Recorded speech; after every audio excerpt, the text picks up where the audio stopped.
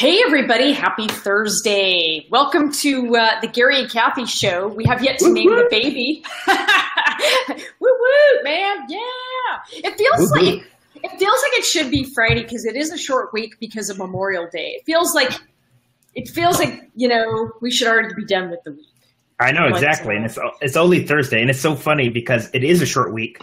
You would think that we would think it was Wednesday, but no, I thought it was Friday, but it feels like a Friday. Feels like a Friday. It feels like it should be a Friday. So I'm with you, buddy. I'm right there with you. Well, welcome everybody. And I know people kind of catch up, and we welcome you as soon as you jump on. And usually we're on at 3. It's a little bit of a special time for you today. Yes. And Gary and I have yet to name this baby. So yeah, we're open to suggestions. Maybe we do a live brainstorming. I don't know. I know. But at some point we will name the baby. And we have an unnamed interactive live stream video baby doe, and it's beautiful.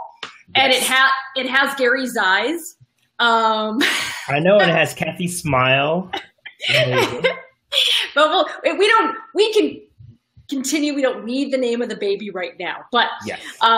We're so glad for people who do show up, and I know a lot of you watch us after the fact. And even if you watch it after the fact, I really encourage you to go ahead and type in maybe a situation at work, if something resonates with you, because Gary and I, this is all live improv. There is no agenda. We don't discuss ahead really what we're going to do. We just sort of have a conversation, and based out of that, we see where it's going to go. Yes. And if you've got questions and concerns or topics you want us to discuss, by all means, let us know. Go ahead and type it in the box there on Facebook, and let us know you're here. So with that, let's jump on in. And I think next time we do this, I think I'm going to try again, Gary, to see if I can get a third person on. If anybody wants to join us and come on and just kind of jam with us, do it sort of an applied improv kind of jam with us. And if not, no worries. If you have a question or a situation that you want us to brainstorm, you can always just type it in, and you don't have to go on camera. Gary and I will not make you do that. And we'll just brainstorm and think through some activities and some issues that might help you think through that business challenge. Yes. So who do we have with us? If you're here and you want to let us know, just give me a shout out, give Gary and I a shout out so we know you're here. Hit us up with some of those hearts and thumbs ups and smiley faces. And yay! Welcome everybody. All right, with that, I did have something I wanted to just use to start the conversation. I was telling Gary, the other day I was not at this event, but I was watching the live stream, the hashtag, and it was really all about workplace leadership, and it was hashtag workforce conference was the hashtag, if you want to go back and refer to it. And there was a speaker that was talking about the leadership gap in the workplace. And it was fascinating because they put up the slide, and it said, which I laughed at, it said 35% of employees in this survey, and I believe it was Forbes, it said 35% of employees would forego a raise if they could fire their boss. wow. And I laughed, and I thought, that's actually kind of low. It struck me as very funny. Now, before you ask, I know there had a Forbes citation on the slide. I don't know the sample size of this survey. So if anybody in the audience wants to go Google it and find out more information, please do. Hashtag workforce conference. Yes. So what do you think about that, Gary? What strikes you about that? I find it very interesting, and it goes back because when we were chatting about this, I really gave it some thought, and I can see how people would think that, and I agree. I think in some cases it's probably higher, maybe if you start to take a sample size by industry. Yeah. But if you think about it, there were a lot of studies that show after you make a certain amount of money, you're not necessarily happier. The philosopher Jay-Z once said, more money, more problems. And so, amen. Yes. And so I feel like, after a certain point, it's all about quality of life and things of that nature.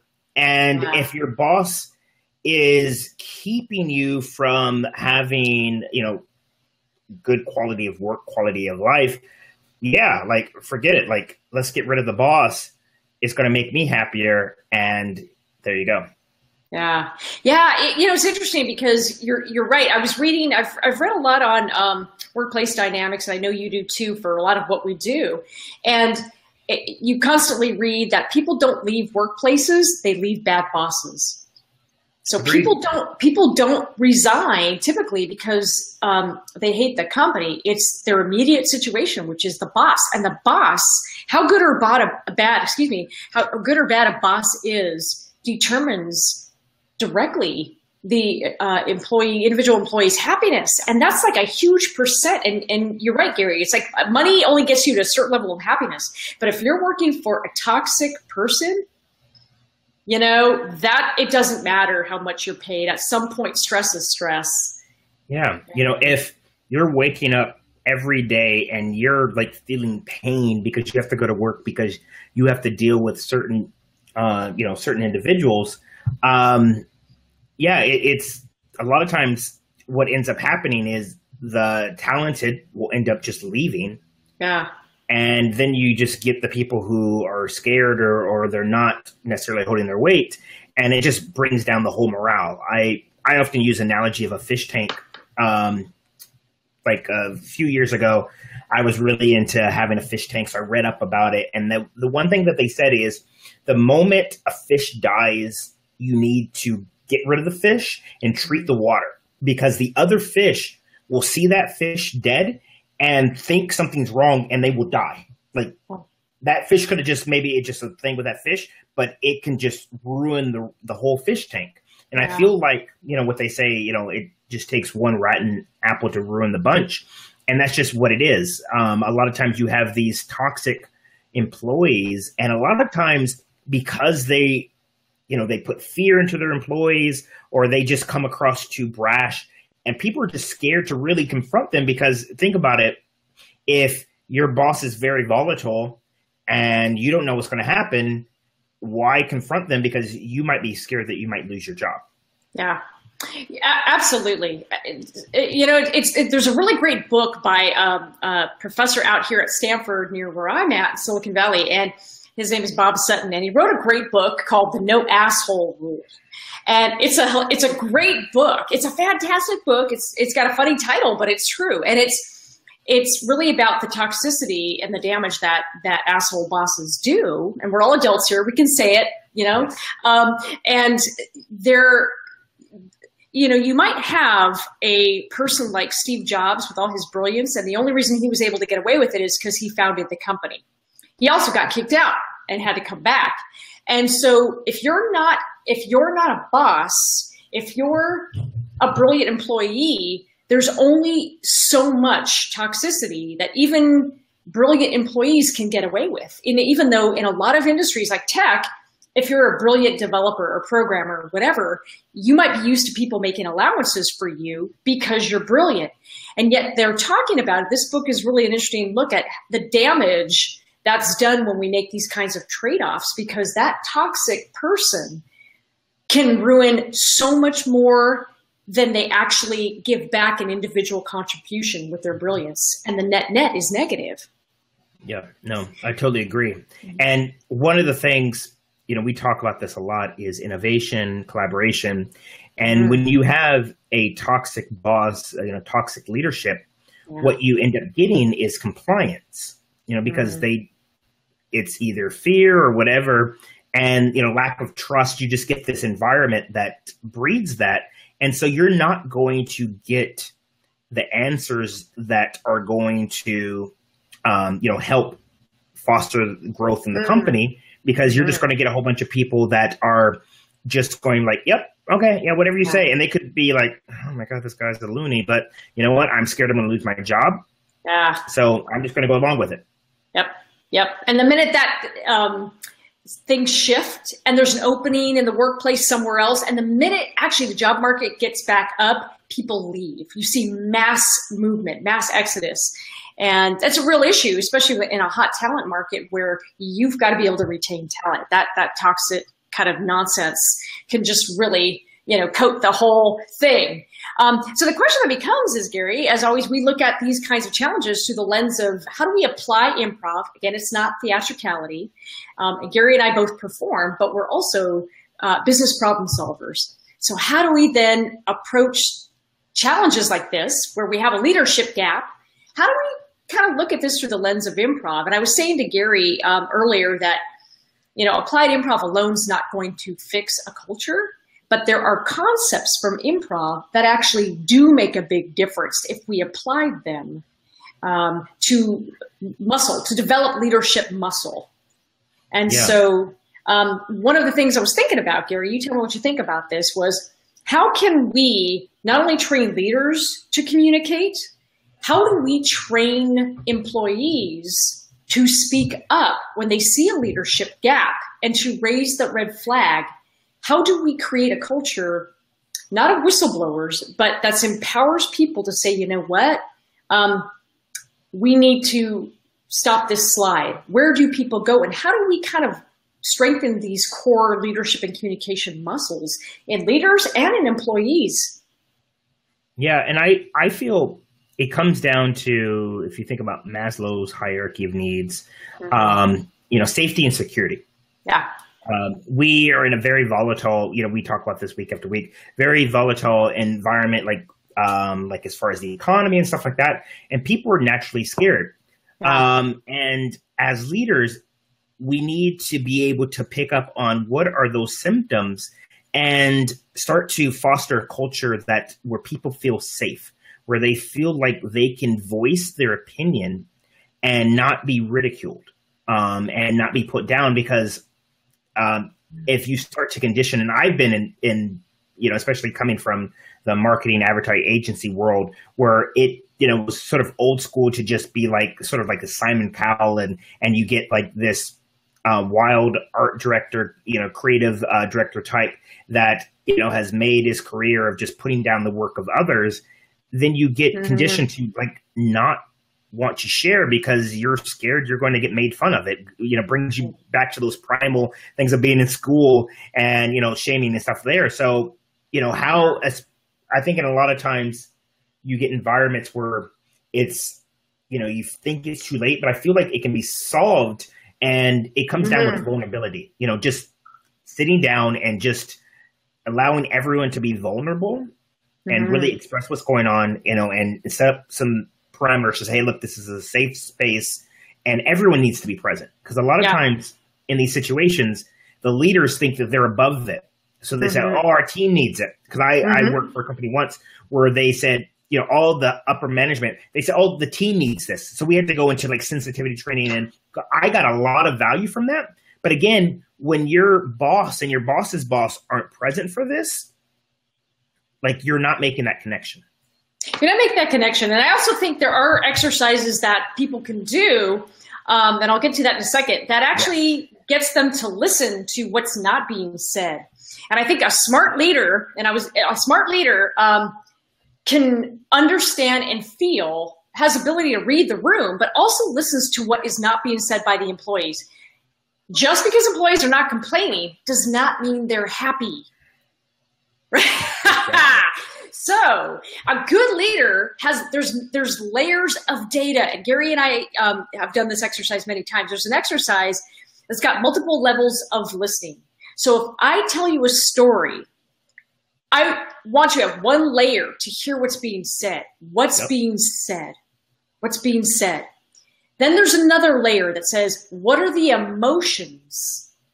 What are the emotions being communicated?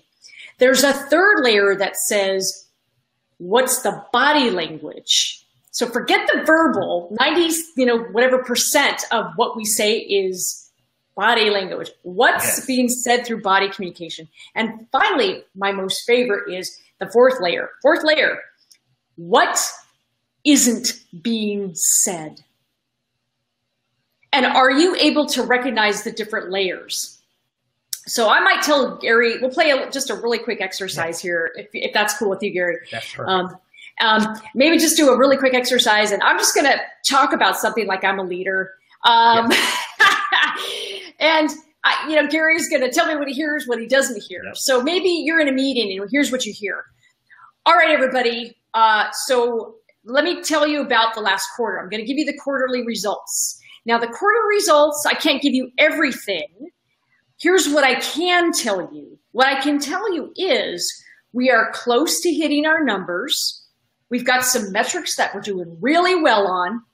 There's some metrics that we need to work on. I'm not at liberty to discuss right now what it means for everybody's raises. There are some issues that we have to address in leadership. We have some competitive threats. And I know everybody was really looking forward to being able to have some more time off. I'm going to have to ask everybody to pitch in a little bit more to help finish this project. Now, I could go on and on and on, but that's kind of enough. That's what typical management speak is. Yes. That's very management, non-committal speak, weaselly words. And now, Gary, I'm just curious, like, what did you hear? What are some of the layers that you heard? What did you hear? Well, I'll start with what wasn't said. What wasn't said was specifics. Yes. So as in, like, I was just putting on my employee hat, and if I, was in this meeting and heard this, I would be like, all right, so you said some things are good, but what is good? And you said some things we're not hitting, like, what aren't we hitting? And then it almost felt like that person is like almost like a middle manager where they're like almost like the messenger. Yeah. And they know more than they can give on. And they're almost like, I feel like there's something they're not telling us, and they're trying, like, it's almost like they're treating us like kids, like we're naive and we're just going to just buy off on everything and just like, okay, great. We got to work a little bit more. Oh, all right. No raises right now. It's okay. Rather than treating us like adults and telling us what's going on. Mm-hmm. Mm-hmm. Yeah. And that's really it. I mean, there's, again, the 4 layers of listening are really important. It's what's being said. And Gary started reverse order, which is brilliant. And I agree. It's what's not being said, which is really, really important. What is not being said? Because that's really what people hear. They don't hear your words. They hear the gap between what you're saying and what they're believing. They hear that gap. That's what they process. We're hearing emotions. So we're hearing physical words. We're looking at body language. And what part of the culture of leadership and being able to strengthen those things is understand when you're communicating at least 4 levels, And Gary's 100% right. There's so much of that management speak that is so, it's obtuse. It's not leadership. It doesn't treat people as if they're valued employees. It hides information. And we all know that if what's being said is one thing and people feel that they're missing a whole lot of data, the story then becomes what you're not saying. And that's what employees start talking about to themselves. That's the water cooler. What did that person not say? And that's what they believe. And it's just in the gaps. They fill in the gaps. And either you fill in the gaps as the adult, as a leader, or your employees will do it for you. And if your employees are doing it for you, you're in trouble because they're going to fill in, and that's how negative stuff scales. So part of leadership is understanding how you're communicating, being aware of those 4 levels. And it seems to me that if you've got a gap that says 35% of employees would rather, fire the boss than get a raise, you're probably a toxic boss, and this isn't going to cure it. But for the bosses that are maybe not toxic, but just aren't communicating expectations clearly, they're probably talking like I just did. They're talking in vague nonsense. They're spewing out a bunch of jargon that doesn't mean anything. And what they need to do is give specifics. I love that you said give specifics, Gary, because there's nothing worse than a manager that's talking around it. And you're like, for the love of God, would you just tell me what I'm being held? Could you just tell me what you're measuring me on? For the love of all that is holy, get to some specifics. Yes. And that's the worst kind of boss. And in some cases, it's not even the toxic boss. And there are those. It's the middle manager layer boss that says nothing and nothing of value. And that's almost just as bad.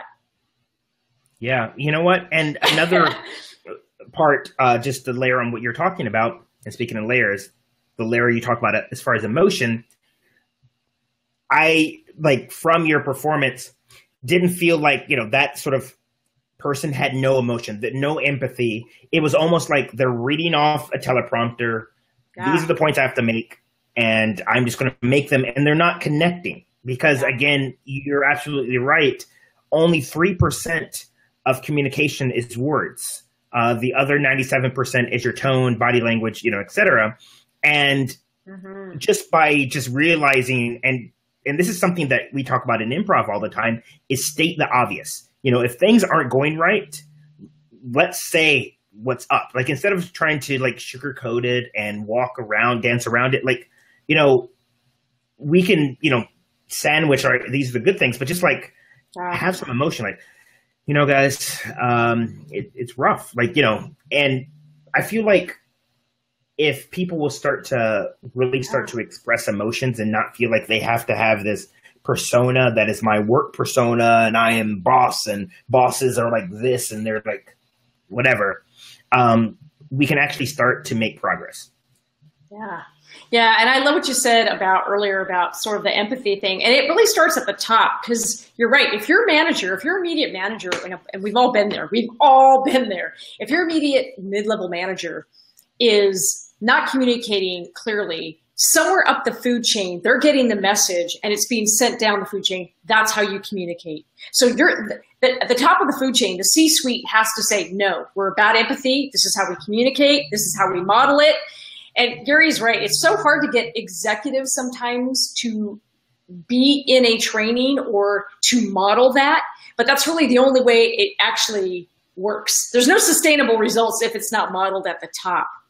But somewhere, a lot of this middle management layer that gets lost, it's obvious that they're getting that from the top that says, this is how we communicate. And they're treating employees as disposable, as on a you don't need to know basis, which is really completely insulting to your employees and completely unhuman. And it's robotic. And it starts at the top. There's no question. But there are muscles that we can flex in the way that we communicate. And communication is such a big part of expectation setting with your boss. And even if your boss, like I say, isn't toxic, I have talked to so many people who are so frustrated because expectations were never clearly communicated because their boss talks like that.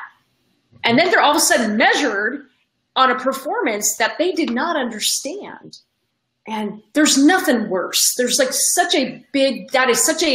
not just a leadership gap. It goes hand in hand with communications and expectations. Yes. And I feel like one of the main rules of communication is not what you said, it's how what you said was received.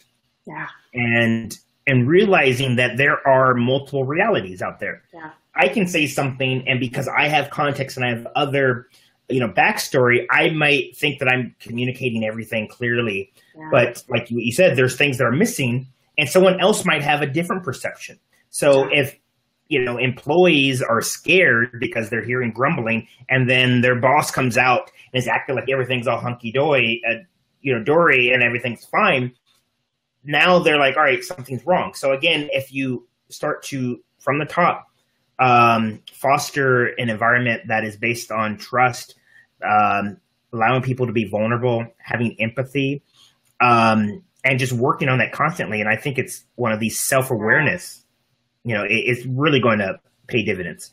It's really going to pay dividends. It's such a great exercise to do. And I encourage, actually, if you are in a position where you either have clients or you have to communicate with a team and you lead a team, here's a really amazing thing to do. Ask them. If you've made it safe, here's the beautiful thing. When you make it safe for employees to give you bad news, they will do so. And that's important because now you're getting two-way communication. If something's not right and you're not leading them appropriately, you'll know about it and you can course correct. That's the beautiful thing. But for them to trust you, you've got to be really open, as Gary says. But here's what I really encourage you to do is I encourage you to go to your employees and ask them for feedback of you and ask them how you communicate on every level. Ask them, what did you hear me say? What did I not say that you thought I said? What emotionality did I communicate? And what's in all those layers of the way that I communicate? And here's the funny thing. You might be surprised, either pleasantly or negatively, but either way, you'll know. And once you know, you can start to take steps to make it better. And that's a good thing. That's a really great thing. Mm-hmm. Yeah. And if I can, because I know we're short on time this one, if I can close on a quick anecdote. I was doing a leadership. It was more of a team training, but there were a lot of leaders in the group. And I did this very simple exercise that had like such profound results. And it was in this exercise where I just had everyone walk around the space and then I gave them instructions. One of the instructions was to just ignore everyone. And I said in the beginning, I said, when I tell you about these instructions, notice how the environment changes, how you feel, how the vibe in the room is, and then we'll talk about it afterwards. So I had 3 scenarios. One, ignore everyone. Another one, make eye contact, just be warm and open. And then another one was imagine that you're about to meet someone that you hadn't seen in a long time, a really good friend, and just go around and just interact with people as if, you hadn't seen people, you're meeting that best friend, whoever it is, don't go crazy, but just, picture that person in your mind and boom, boom. And we talked about it. And this is where, again, different perspectives, because everyone has their own view of the world. And this is when you're in business, sometimes you get potential conflict. You may think something is good and it actually may be a conflict. And if you don't have an open environment, you may never know this. Wow. And that's the beauty about what we do, because that came out in the debrief. So I said, when you were ignoring people, how did that feel? And someone who was like more of a senior manager type person, like, oh, normal. It felt great. Loved it.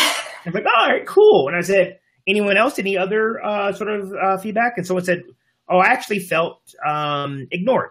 I felt isolated. I felt alone. I said, oh, all right. Well, tell me more about that. And, they talked to us like, well, it's like I didn't feel like I mattered. I felt like, people were avoiding me. And I said, okay, interesting. Mm-hmm. And then the person who was the manager, again, in what we do, we create a safe space by nature because we're just playing a made up game. Yeah. But the person, when we started to tie it back to work, the person actually had a big aha. The manager had a big aha that said, oh my gosh, I didn't realize me just being heads down in my cell phone or like, just going about my day could have this ripple effect. Mm-hmm.